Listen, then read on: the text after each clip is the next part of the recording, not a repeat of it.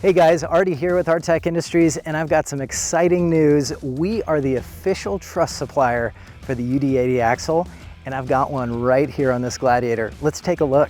The first thing you notice is the Apex style truss system. This is so well fitted to this UD80 axle, and the way that we do that is through CAD models from Chrysler and also from Spicer. We take those models and perfectly form all of these brackets to this axle and then laser cut them in-house out of 1/4" mild steel and then bend them up on one of our CNC press brakes. So what this means is you get perfectly aligned bracketry that fits right onto this axle, enabling you to bolt it right into your vehicle. And the best part about all this is it's made in-house right here in America. If you'd like to learn more, visit us at artecindustries.com. Thanks for watching.